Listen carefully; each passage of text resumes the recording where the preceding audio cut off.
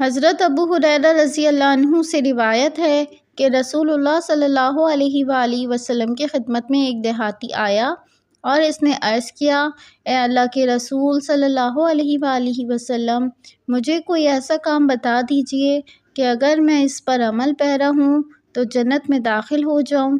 آپ صلی اللہ علیہ وآلہ وسلم نے فرمایا، اللہ تعالیٰ کی عبادت کرو اور اس کے ساتھ کسی کو شریک نہ کرو، نماز پابندی سے پڑھو اور فرض کی گئی زکوٰۃ ادا کرو اور رمضان کے روزے رکھو۔ دیہاتی نے یہ سن کر کہا، قسم ہے اس اللہ کی جس کے دست قدرت میں میری جان ہے، میں کبھی اس میں کمی بیشی نہیں کروں گا۔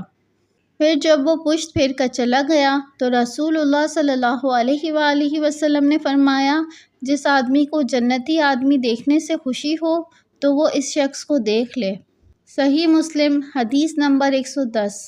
حضرت ابو ایوب سے روایت ہے کہ رسول اللہ صلی اللہ علیہ وآلہ وسلم کے سفر کے دوران ایک دیہاتی سامنے سے آیا اور آپ صلی اللہ علیہ وآلہ وسلم کی اونٹنی کی نکیل پکڑ کر عرض کرنے لگا، اے اللہ کے رسول صلی اللہ علیہ وآلہ وسلم، مجھے ایسی چیز بتا دیجئے جو مجھے جنت کے قریب اور دوزخ سے دور کر دے۔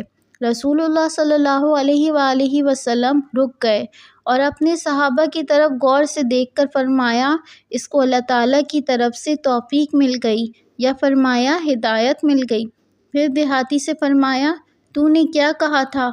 دیہاتی نے دوبارہ وہی عرض کیا۔